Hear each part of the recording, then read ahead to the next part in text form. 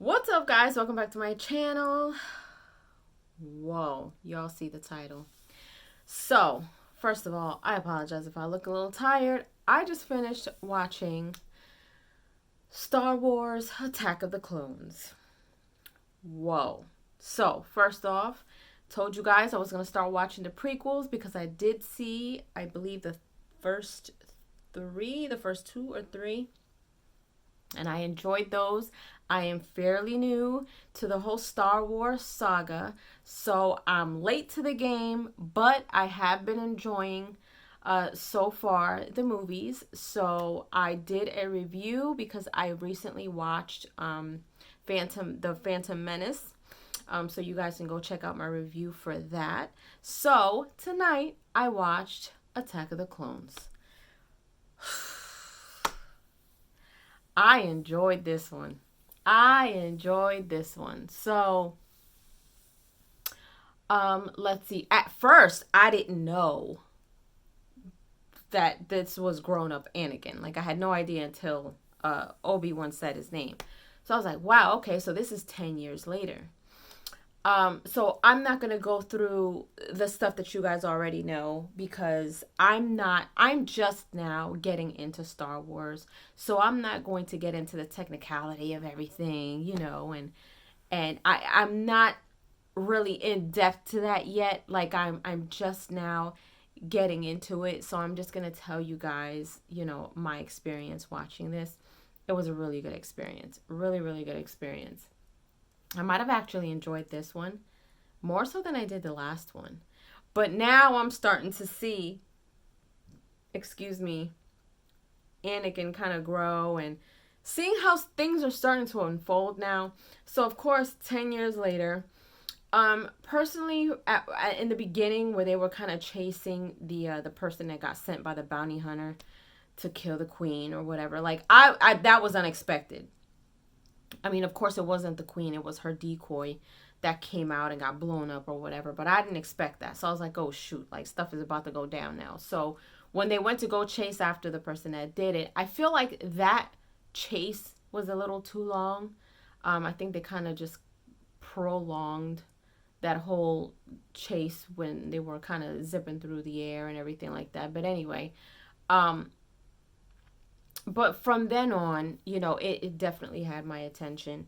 Um, I started to see how much Anakin really loves the queen, and he's really into her. And I'm just kind of like, yo, like he's really trying to holler at her, like, I'm also seeing that he's a bit hard headed. Um, he really wants to come out of this shell. He really wants to go full blown Jedi. He really wants to, show his skills.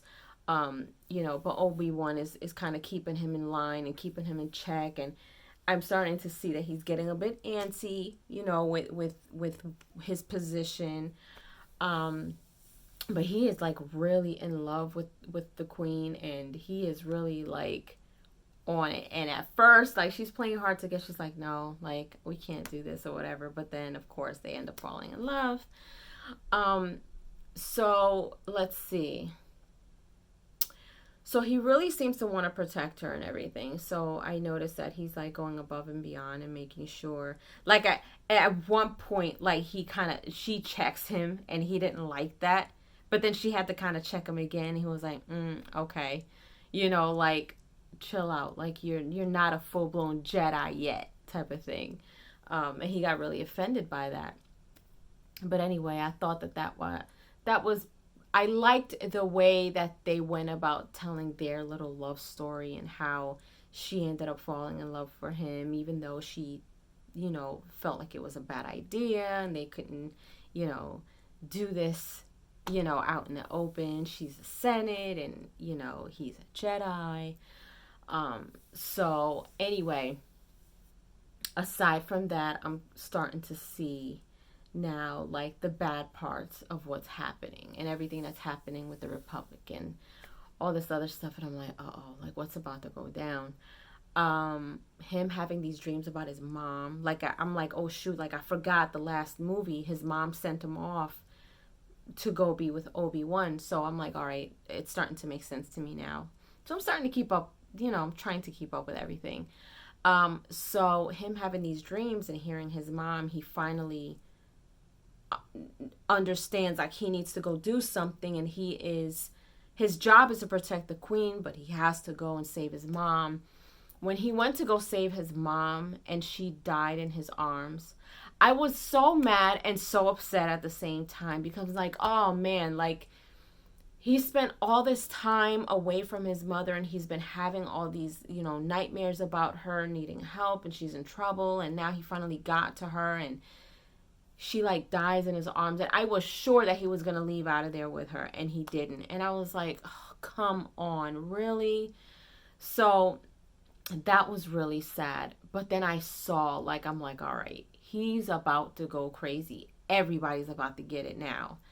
And I'm glad that she was able to say that she was proud of him and that she loved him, but she couldn't, and I was just like, man, like, it would have been nice to kind of have her come back and, see what's become of him. And I was just like, man, you know what? But shoot, he killed everybody. Everybody. Everybody's gone. As he should have. Y'all killed my mother, I'm killing everybody. So the fact that at this point the queen was willing to go with him to go, save his mom and everything, like she's got his back, and I'm like, all right, she really likes him too. So that part had me in my feelings. And then seeing, over time how now they had to go figure out where this bounty hunter is. Now I know who Boba Fett is and his father. Oh my God, please forgive me. I forgot his dad's name. But what's funny is that before they said their names and everything, I'm like, oh, he looks like a Mandalorian. And he was like, yeah, that's Boba Fett. I was like, okay, now. See, and this is why I like to give things a chance now, because I want to know how things begin to connect. Same thing with like Marvel movies and stuff. I was never big on comics or anything like that, but now that I'm starting to watch different movies and how all these movies are connected, how all the characters are connected and everything, this is why I give things a chance, because I want to know how everything connects. So now that I see little Boba Fett and his father, looks like the Mandalorian, now things are making sense to me because I saw the Mandalorian. So I'm like, okay, now I get it. So they get into this crazy fight, and I'm like, oh my gosh. At one point I thought he was going to kill Obi-Wan, but he didn't. He got away, thankfully. But that was crazy. And to know that he was there and he's a clone. Like, they've cloned him, but they didn't show that part again. I don't know what happened with all of that. But later on, we see a whole bunch of cloned, machines and stuff like that. So then moving right along, they freaking captured Anakin and the queen, and she finally professes her love for him. They're about to die. Here goes Obi-Wan tied up too. And so now I'm like, oh my gosh, what's about to happen? So, and it's so funny to see the interaction between C-3PO and R2-D2. And that's kind of fun to watch them interact and how they become friends and stuff like that. So that's pretty cool. But it was pretty sad to jump back to Anakin and his mom. It was pretty sad to kind of have him come back and bring her home deceased to the family and everything. And it was just all so sad. And I was just like, man, like, this really sucks. Like, I hate, like, sometimes I replay movies in my head as to how I would want it to go. You know what I mean? Like, that may sound weird, but that's just me. So anyway, now they're getting ready to get killed, and they are surrounded by all these things, creatures that are watching them. And then these beasts come out, and they're supposed to attack them. And I'm like, oh my God, like, how are they going to get out of this? So they kind of break free, and then they're fighting and everything, and then all the Jedis show up at some point. I'm like, oh shoot, this is about to be crazy. So watching all the Jedis fight and everything, that was crazy. That was crazy.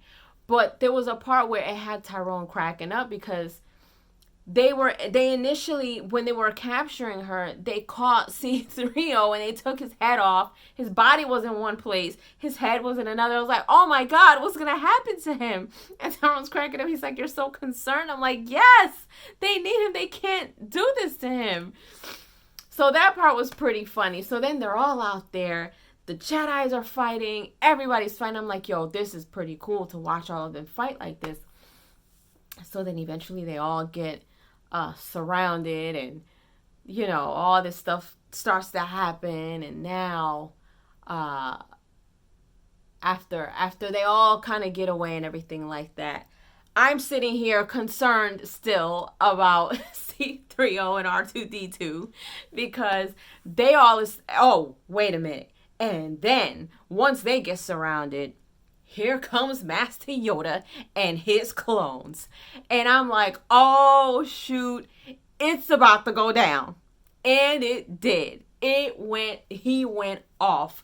What's funny, though, is that when they were kind of coming down and they finally landed, I was like, yo, Master Yoda was just standing there, his little coat flapping, and he's just standing there with his cane like the G that he is. I was like, yo, this is crazy. So I was going crazy, right?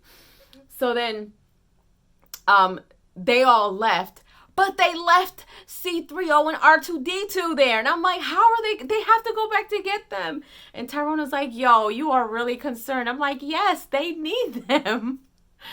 So that was pretty crazy. But of course they end up coming back later. But then when I forget his name.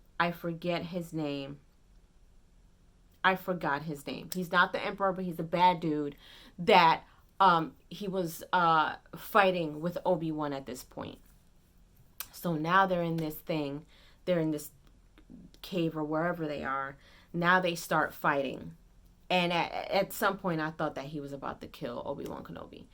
But when he did the whole electrical thing, I was like, oh my God. Like the electricity, I was like, okay, this dude is a bad dude. Like, he is bad. And at that point, I knew, and then he had a red saber, and I knew the red saber didn't mean any good. So I was like, okay, this dude is a really dangerous guy. So they're fighting and everything. And then Anakin comes in, as hard-headed as he is. He goes and just wants to charge at him. He gets electrocuted. Now Obi-Wan Kenobi is fighting with this dude. They're going at it. He zaps him. He's getting ready to finish him off. And here comes Yoda. I was like, oh my God. Let me put a pause on that. Another part that had me going crazy was when C-3PO and R2-D2 ended up at the machinery place, and R2-D2 took off flying. I'm like, I didn't know he can fly. When? And I've never seen him do that. I mean, I've seen clips of different things. I've never seen the movies and stuff, but even when I saw the initial first 3 movies I did see, he wasn't flying anywhere. So I'm like, he can fly. Anyway, I was beside myself with that one. But anyway, to go back to the fight, now Yoda shows up. And I'm like, I know he's not about to fight. And sure as hell, he is.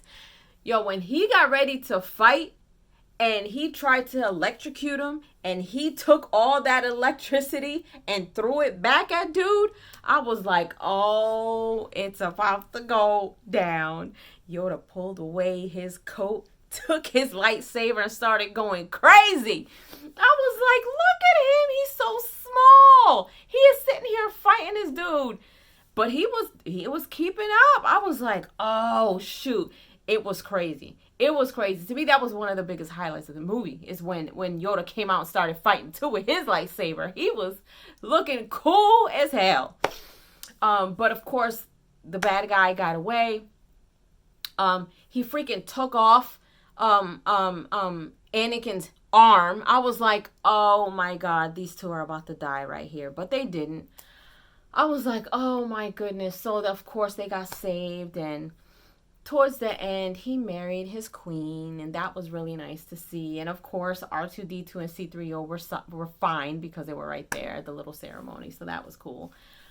But yeah, like I'm glad that the movie ended that way, but now there's a war going on. So that is going to open up the door for the next movie for me to watch. So I'm giving this one 4 toodles. I'm always going to give it 4 toodles because I'm still learning. But it was a super good movie. Super, super good movie. I was absolutely excited about it. Towards the end, I was sitting here like, I was laying down like really comfortable. And then as soon as the fight scenes came on and Yoda came out, I was propped up on my seat. I was like, oh my God. This was a really, really good movie, man. This was a really, really good movie. And I'm glad that I'm giving these movies a chance because, and I encourage all of you to do the same. You know, if there's a movie out there or a franchise or, you know, a saga out there, you know, I personally don't like going off of what people say, especially when you have mixed crowd between, you know, people saying that it's great and people saying, I'm not saying that that's what people are saying about this, but in general, you know, any movie that comes out, you've got people saying it's horrible, you got people saying they loved it. I always encourage people to go watch movies for themselves because not everybody has the same taste. Not everybody's going to see it the same. You can't go off of what everyone says. So I personally wanted to start experiencing the Star Wars saga, and I'm glad I did because I am enjoying it so far. The prequels are really, really good so far. I'm enjoying it. I can't wait to watch the next one. But yeah, you guys, 4 toodles for Attack of the Clone. You guys. This was good. This was good. This was good. Yoda fighting was probably one of the biggest highlights for me, man. Like, I would want to see that part again. It was pretty damn cool. Leave your comments down below. Let me know if you enjoyed my review for Attack of the Clone. And if you watched it, let me know what you think. Let me know if you enjoyed the Star Wars Attack of the Clones. Let me know what your take on it is. Let me know what was your favorite part. If you felt the same about the Yoda fight scene like I did, let me know down below. And if you haven't done so, subscribe to my channel, hit like, share, and don't forget to hit the notification bell so you guys can get notified whenever I pop up on your feed. I'll see you guys later. Toodles!